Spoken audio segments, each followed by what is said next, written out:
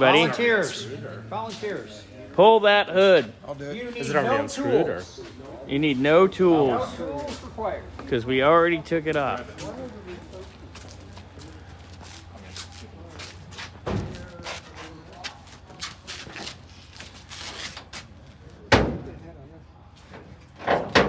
Is it ready to come off? Lat, guys. There we go. Just take it out. Remember, we pulled it to pull the motor. How where do you want it? We're going on the sawhorses. What's your head? Color we're gonna paint this thing? I think coral and Like pink? That like pink like coral? pink with cream? yeah. Ta-da! No, not at all. This will help you get ready to practice. Do you want a chair? Cadillac has places. No, this will show you what to do. 'Cause I don't do body work. No, I'll be supervising. Are we both just gonna supervise? We'll just sit there and drink all the Pick it beer. up. It'll look better. Right there.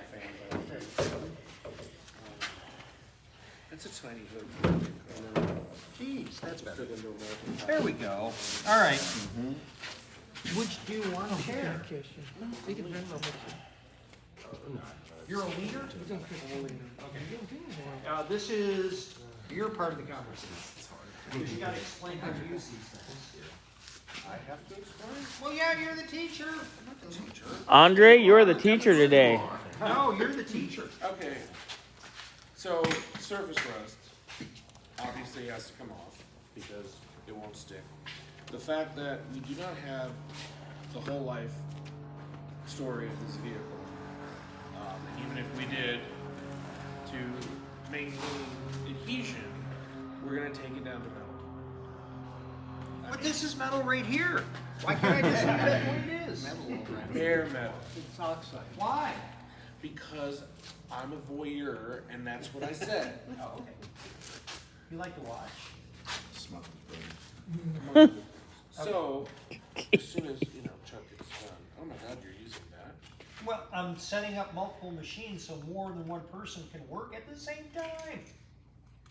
Think about this. How fast do you think we can get it done? As long as y'all don't bang Sanders, you're fine. So, a super naive question. No, actually, that's a good question. Go ahead. Rust versus patina is... Taste. Semantics. That's really, so, Seriously. yeah. I like that. There are people that would go apeshit over this. I know, well, I And there are, I think, Okay. not Kenwood, what's that? Eastwood Eastwood. makes a clear that will save this. Really? Yeah. Holy cow. And I'm just like, if you're in this kind of environment, then I guess it won't get any worse because it's dry. But if you're in Detroit, all you're doing is making it go faster. Exactly. So That's interesting. Plus you'd have to keep it like perfectly dry all the time here. You couldn't park it on the street and then, it pours rain. yeah, And now you have a different hood. because Yes. people don't realize that paint and even clear coat is porous. So yeah, it's a hardened product, but it is porous. They say your car can gain up to 50 pounds in the rain. They say. Wow. Yeah, because like when I do paint corrections on cars that have been, done and they're scratched or they need to do stuff, I'm basically opening the pores of the paint and then, basically sloughing off a micron of material and then buffing that smooth. And then it'll reharden, but it's still porous. It's not, and like single stages are a lot more porous, but they have a lot less UV protection than clear coat. And you can see earlier clear coats and it's like, oh, that's turning yellow. That's the UV protected going to shit.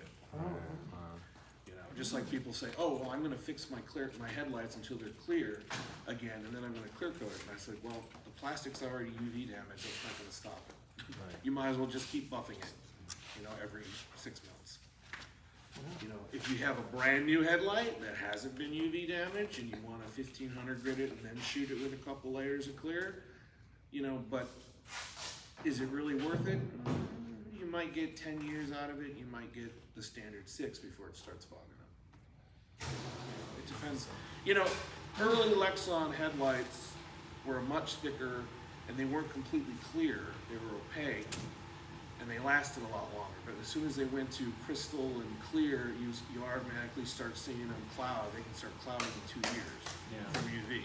Plus you get the heat from the inside and then you get the UV from the outside. So it's being baked by both sides. Really, if they're not out in the sun, fish last, correct? Yeah. Yeah. But I mean, you know, but most of the people who have cars, unless they go through a car wash, they never think to put UV protectant on the lights. Ooh, you scratched it, Chuck. That's it, gotta take it off. You're fired. The patinas are gonna be really angry with you. We have enough patina on the rest of the car. Introducing the patina. Yeah, Tina and the Patinas. There's So your you band. remember He was talking, think of rust as an infection, right? If you don't get rid of it all, It's it syphilis. comes back. You know you can get rid of it all, right? You can tell? I mean, Yeah, well, that's Maybe why I'm saying we're that having, all this has is to why be this is resolved sitting here, and we're going to, this hood is getting stripped in the next few minutes. okay. Couple of things. I brought out a couple of different style sanders. Huh? That one scared me. This one has been around, this is, That's the Widowmaker. Yeah. no, it's a sander. Yeah, but you had Had a bumping wheel on my sander polisher. This thing has done so many cars, you have no idea. Anyway, yeah, this is probably about 45 years old. I've had it for a long time. But anyway, this is just a Chuck's hat is disc 39. sander, which is one way that you can do it. You want to do it? No. Why? It's not like hers. Oh, We'll find a Sorry. volunteer. I mean, Andre has been polishing cars all day. I have glasses. I saw him. I can vouch for him. Actually Yeah, working we today. have some glasses over here. We don't. You guys don't need them right now, but if you're going to work on it, we've got to get the glasses out. Okay. So this has 2 speeds, set slow, and this is a fairly. This is 80 grit, I believe. So this is a coarse grit. There's actually some below that. 40, When- 36, yeah, they call them pizza wheels because they look like pizza. And those are generally more for rust through. Yeah, like Not really surface bad shit. And even with this, because this is fairly fine, I'm starting with 80 grit and I'll use the lower speed with this machine. This machine is going to pull off more faster. And it does it by using the edge. And you don't start here, you start up here, right? Okay, I'm just double checking. Anyway, you start up here, you bring it up to speed, then you place it on your workpiece. This rotates this way. Ideally, you want to take the crap and shoot it away from you, because otherwise you end up with this big streak right here when you're done. Not that I've ever. I thought so. And what I'll do is I'll take this and I'll work it back and forth. And I'll work on a fairly small area. You don't try to do the whole thing at once. You work one area until you're satisfied with it, and then you're done. So, without further ado, using this. Oh, edges. Yeah. Don't spend a lot of time on the edges. This piece of metal is wrapped over, and when you're here, you're concentrating a lot of effort on the edge. And you have the potential to burn through this metal. Don't want that? Same thing here. You want to sneak up to this. You want to come up to the edge and really keep an eye on it, but not go deep into it, because if you start going like this and going into it like that, you'll gouge the metal. You can get some metal. I was Yes, thinking about that. and it will show. So you want to be easy on it, and what happens is, with practice, you get a feel for it. And quite honestly, you're not going to screw this hood up. It's pretty straight, which is good. But if you press too hard, will you put a gouge in Yes, that? absolutely. it's like if you do woodworking, Right. you're trying to take as much as minimally off as possible. Oh, I see. Because if you use, like, say, the pizza wheel, which is a 36, if this was rotted through, we'd be doing that because we're gonna have to cut a hole and we're gonna have to patch a metal. That's ruster, that's the only way to get rid of rust. This is surface rust, so we can, acid bath it and wash it after we get 99% of it off, and then we can shoot over top Oh, of it. I see. Okay, so he said something that's really important. When you're getting rid of rust, there will still be micropores in the material, in the granular structure, the interstitial structure between the various carbon and steel and iron molecules, right? It'll still be in there, so you actually take and hit it with an acid. A common brand name is Metal Prep, and I think that's phosphoric acid. And you just wash it down with that to get it ready for primer. And pardon? It's not a bath. Well, I say bath, but it's Yeah. It depends on the product. Some you can wipe on, some you brush on. Some they have the stuff when you brush it on, it looks creamy white, and then any rust that's on it turns black, which turns into That's the rust converter. That's the rust converter. Yeah, there's a lot of different products you can use. And how do you get that off? then, if it's You not don't. shop? You don't, if you're doing the rust converter, you don't. You sand it flat. Now, the problem with that is that you look at this, and actually, let's do this. Well, I'll show you something after I work this section, which is a little bit rougher than any other section on here, which is why I wanted to start right here. When you do this, you want the wheel in motion at all times. Have you spray painted it all? And done a good job? Okay, same idea applies, because if you leave it here spinning, you're gonna make it, and it may not show up. You go, oh, that's not so bad. Then you put the primer on, you go, oh, that's not so bad. And then you put the paint on it and the clear on it, you go, holy shit, there it is. Wow. So, without further ado,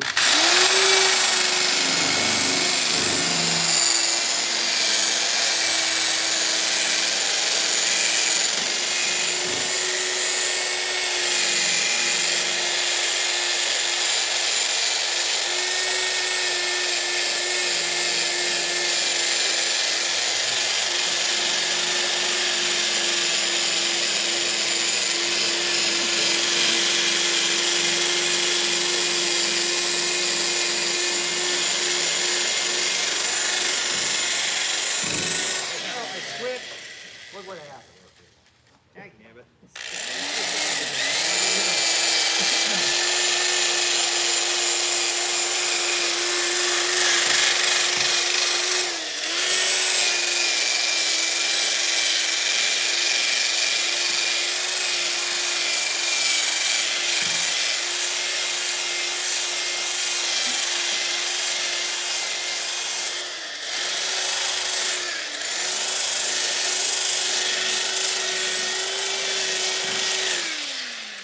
Hey, look, metal. So, does it look like metal?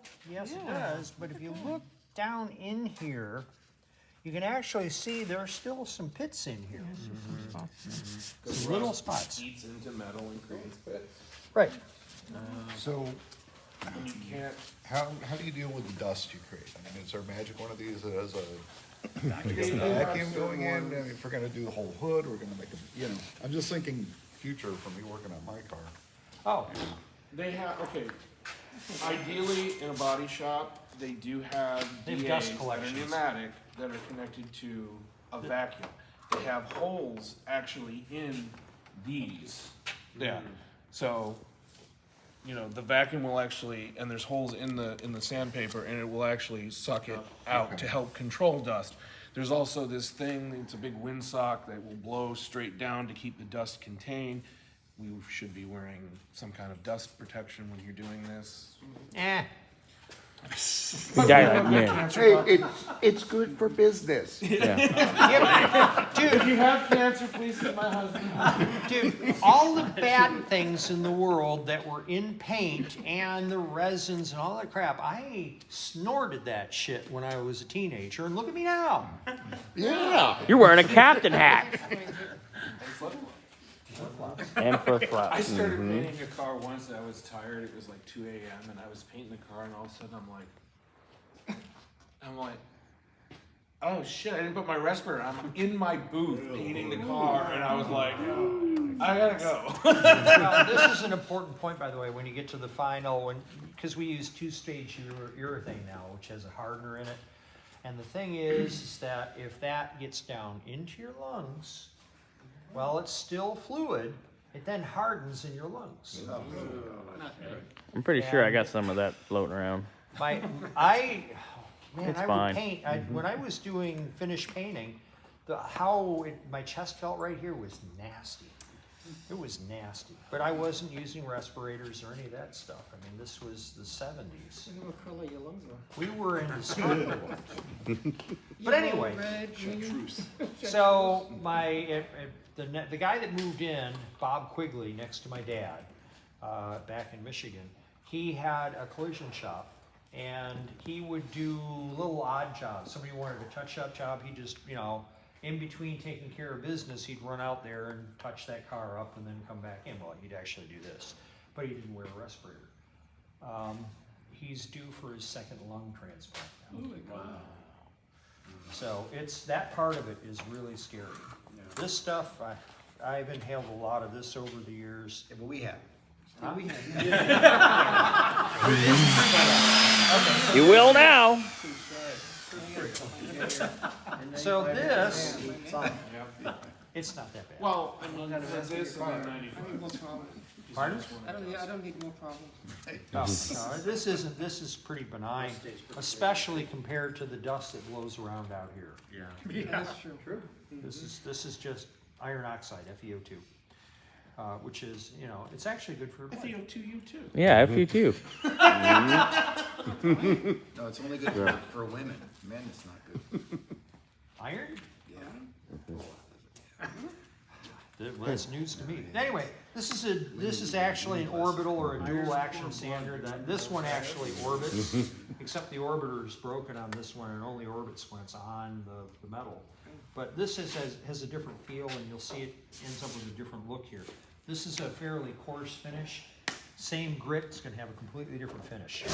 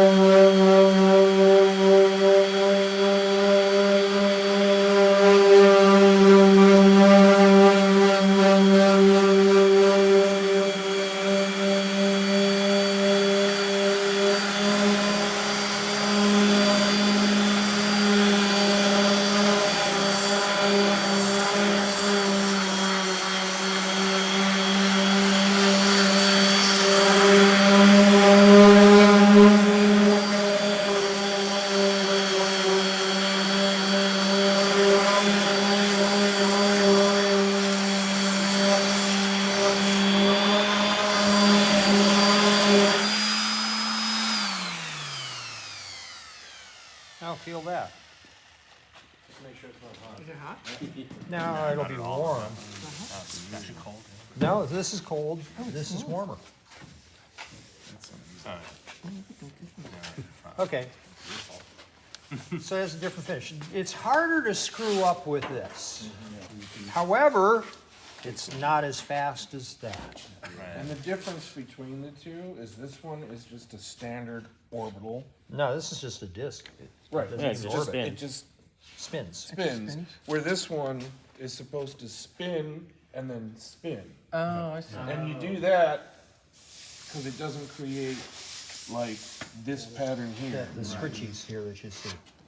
And you do that a lot when you're finishing. You use a finishing DA or a finishing dual action sander. Well, some people just use that, but then their paint jobs look like crap. But you know, we will not be. Yeah. We will be doing it old school. Okay. So these will go away, these won't. So it's a two-step where this one. No, kinda you smooths can it do- out? You can do the whole thing with this. Or This is this. just gonna get, you know, This the is whole point is getting the rust and the paint off. Okay? Because after we get it all off and the whole entire hood looks like this, you know, it's, like I said, nearly impossible to get all of these little divots and everything or rust out. So when we do the product that neutralizes the rust, Right, right. then the substrate will be prepared to start getting its coats. Should be hooking. When we're gonna do primer. Now, I don't know if we're gonna do No, epoxy or you primer, have which I stick think we ons, should so- first, but unfortunately. we haven't discussed that yet. You know, an This one's epoxy mine, primer isn't it? is, Or is is it a, yours? kind of like a glue primer. It helps seal this substrate so stuff can't come Oh, through no, it, this is just mine. in This case. is mine because I see these three A dots. regular filler primer, it does make a barrier, and that's the one that you can, you use a block and you block sand it to get it nice and smooth and everything else. And when we get done with the primer, you can actually see your reflection in the primer. Yeah, because we generally finish it with 500 to 600 grit sandpaper wet. So you hit it real quick with like 320, you know, lay it out, block sand it completely flat, and we'll be able to see it. It's time consuming if we're doing it right. And then when you get ready for your final paint, you will block sand it, wet sand it with 500 to 600 grit, and it'll literally, it's not gonna be, you know, like clear coat, but it is shiny and you can see your reflection in it. And a lot of people are like, oh, you painted it gray. I'm like, that's primer. Well, why is it shiny? I'm like, shut up, go ahead. You're paying me to paint your car, not less. So, you know, Because wasn't there a time where you would actually paint it to see if there were any imperfections? Um, now you you don't do have that, I think you're thinking of a skim coat. So, say this thing, we did it, we primed it, we blocked it, okay? So you take, there's a product you can use that's powder, or you just take a rattle can and you lightly spray the whole thing with it. Then you go over it with the flat again, and you'll be able to see, you know, if it's bare metal, then it's a high spot. If it's not there, then it's a low spot. So then you either have to, you know, knock it down and then mud it, or use, I don't say Bondo because Bondo is a name brand and it sucks. Probably never coat. But you use, you know, polyester filler, you know, so you either bang it up or bring it up and then you finish it with that. And then you have to make sure you have primer on top of that because the paint sticks to the primer. Primer is generally a hardened product, which means that there's a hardener in it. So the only way to actually remove it is by manual manipulation. Clear coat is hardened. Same thing. Like they say, oh, just put brake fluid on the car. I said, not if it's base coat clear coat. That won't do shit. Yeah. If it's single stage, yes. Eventually, the brake fluid will eat through that paint. But if it's a hardened product, the only way to get rid of it is manipulation, or a really, really aggressive, like airplane stripper, will eventually eat through clear coat. But brake fluid, gasoline, no. So like the bird dropping, it doesn't hurt it? Is that hydrochloric acid? Is that the? Any kind of acid, Yes. bird droppings can be acidic depending on what they eat. So if you leave it on there, just like bugs can be, and you know, they're actually, when they hit it, they're actually impacting it. So, you know, a bug hitting your car at 65 miles an hour and it is acidic, it will start to attack the clear. Bird droppings, if they eat really acidic stuff, eventually you'll get something, but being that, you know, we spray about 2 to 3 microns of clear coat on it, you can paint correct it, which is what I've been doing over at Brad Prescott's cars. You know, getting all those, you know, they've been painted questionably. I'm not trying to sound like a dick, but, you know, but a lot of them, like, I'm working on an 84?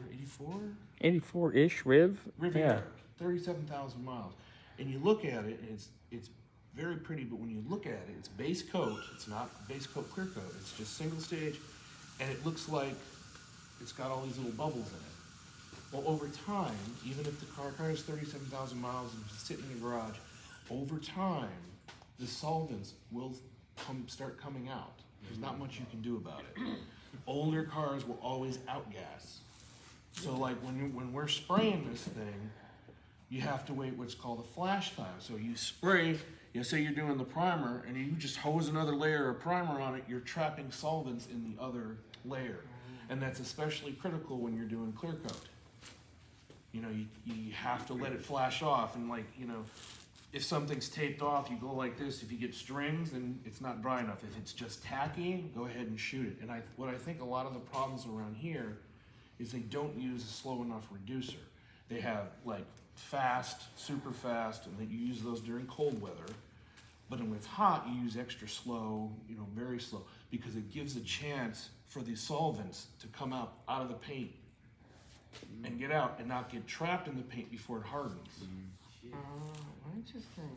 Yeah, so I mean, there's, and I like, it's, yeah, you kind of have, and it's like, well, what do you use? I'm like, well, what's the temperature outside? Well, it's 110. I go, then you want extra slow. You want continental drift harder.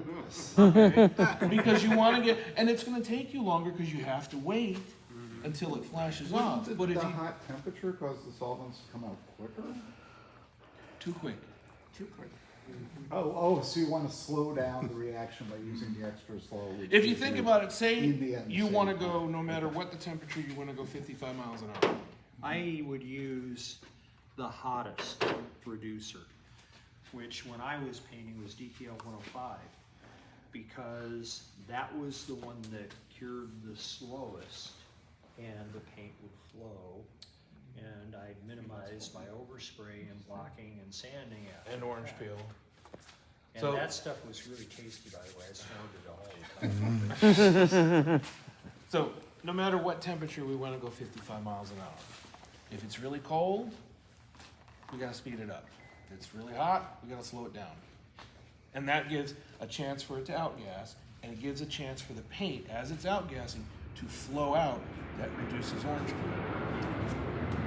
Because a lot of it hardens too quick, and it doesn't flow out until nice flat, because most paints are self-leveling. And, you know, and some people think it's just hose it on, and then it's like, well, now you've got ripples. And if you get a ripple in your pigment coat or your color coat, and then you have to sand it off, and you have to wait until it completely dries. You have to sand it off till it's smooth. Hopefully you don't go through to the bare metal, and then you have to shoot it again. And then you can blend it out. It's a little bit different depending on what happens, you know, but if you get something bad in your clear coat, then you just gotta keep going. You know, I mean, because we're gonna get bugs, we're gonna get dust, you know, we're gonna get stuff. But there's a lot of stuff we can do after it's sprayed and cured and dried out to fix it. Especially, base coat, clear coat is a lot easier to correct than single stage, which is what most of these old cars were done in. Single stage meaning. Single stage means it's just a one-part product. Yeah, dual, you know, base No clear coat, coat. yeah, it's, you know, there's Oh, so it a combines. hardener, an activator, All in and one it's piece. the pigment and what gives it its shine all in one thing, and it's UV protection. okay.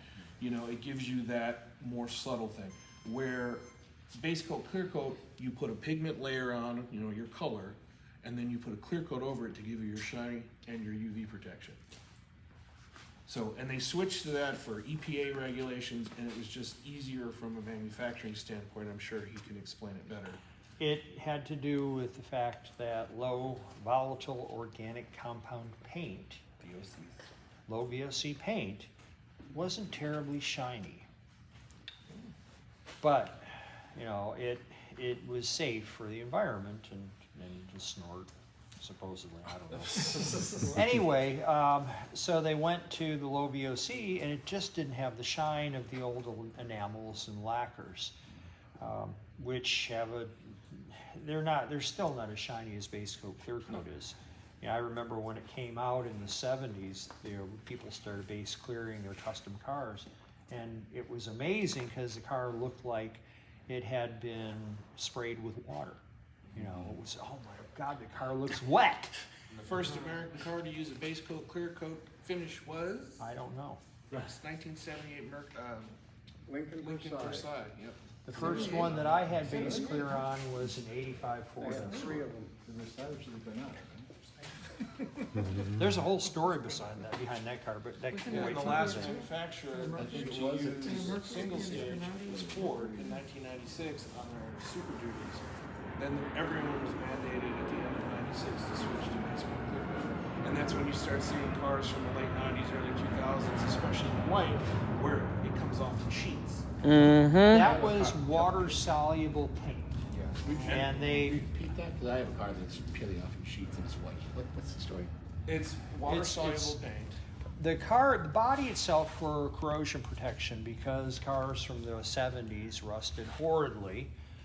We were building lightweight cars and they just went, and they didn't have internal rust protection, you know, forward look Mopars. There aren't many left because they all rusted to death. So in an effort to actually, we have the Aspen Villar to thank for that. There was a class action lawsuit because they had grapefruit-sized holes on the tops of their fenders in the Midwest after 18 months. Oh, wow. We're talking this big, right? We're talking holes this big, 18 months. Through rust, holes, a year and a half. I think Chrysler 2 was one of the winters. first ones to offer a 7 protection plan on rust through. Right, Like on and the K way they cars. got there was they used a 2-part process. The body was sent through a phosphate dip first. Phosphate creates a chemical barrier in the metal itself, so the corrosion can only go so far. What was happening is the paint being porous, like you said, or the way they put trim on in the 50s, 60s, and 70s, that's where the corrosion would start. And you would end up with a concentrated galvanic cell, which meant that it was looking at the conductivity of the car itself, and the electrolyte was the salt spray up in the rust belt. It would cause that area to rust very quickly. So you'd get this rapidly expanding rusticle on the side of the car. And a lot of the times they sprayed the car first and then drilled the holes for the trim. So then you have this complete non-protected piece of metal. With So- another piece of metal, usually aluminum or pot metal, it's going to cause galvanic corrosion on its own. And then you Well, add no, salt. I can speak to that because I remember the specs, because my dad was bringing the parts home. They were phosphate coated only. They were. Yes, Okay. so they were black when they were new.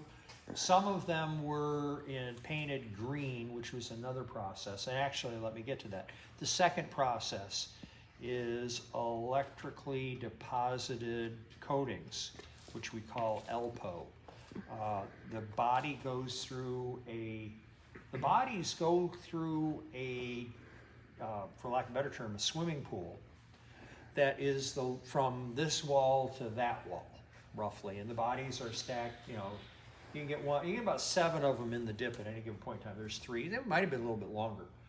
And you'd go through the phosphate dip, then the body would make round the corner, I'm thinking about Michigan truck, and then it would go through the ELPO dip, which was a very heavy coating of paint that was electrically deposited. And that went into every nook and cranny of the car. And that whole thing ended up being baked and then painted and then baked again. The problem with the ELPO dip is that its chemical composition was fundamentally different than the water-based stuff. It kind of sort of held, but you know, when you leave the car out in the sun, and actually even if it isn't even in the sun, the metal expands and contracts. So the bond, that chemical bond between the Alpo primer and the water-soluble paint goes away, and it will come right off in sheets. And a lot, Most, some of it, they over-baked that layer, so then the paint couldn't bite into it more. well, this was a process for them to figure out, and it took a while. It's not, we don't have that problem anymore, but it did take a long time to figure out, the better part of about 4 or 5 years. So, you know, if you've got a car from the 80s into about 2000, some different manufacturers had it happen at different times. Chrysler was in the mid-90s, Ford was earlier with their trucks. I had an '89 F-150 that the paint peeled off of. Right. A lot of My dad had an Silverados '86. too, like in the '90s, Silverados seemed like the. Yep, 98. I had a 98 Tahoe. And a lot of them were white. Well, yeah, the white ones seem to have done. Yep. And the thing is there was a silent recall. There was a silent recall. Back when this was happening, if you complained, they'd repaint your car. But not everybody complained. It's like a work truck, I don't give a shit, you know. So my dad's '86 F-250 did that. He got it in blue and silver, Lions colors. They still don't win anything, didn't make a difference. And he got it repainted. That when he sold it, the truck looked great. And it was a machine truck, but he didn't drive the salt. Anyway, we should probably work on this now. I have 3 different types of sand. This is a larger version of this. And I'm not sure how well.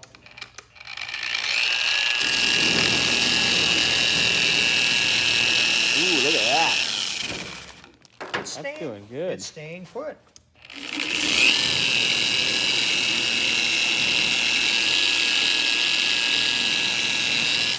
This is an inexpensive Harbor Freight dual action random orbit, sander or polisher. That's a 6-inch, this is a 4-inch, and this is the big Kahuna that I had a lot of cars with this. Anyway, there are safety glasses there. Go ahead, grab a machine and give it a whirl. Have Just fun. See what it's like. I'll point out one thing while you guys are getting your safety glasses, and there's a dent right here. Yeah, run your finger across it. Yeah, that's it. We're done with this car. Throw it away. Yep. But anyway, so there's a dent right there. So what'll happen is when, especially with these two, they will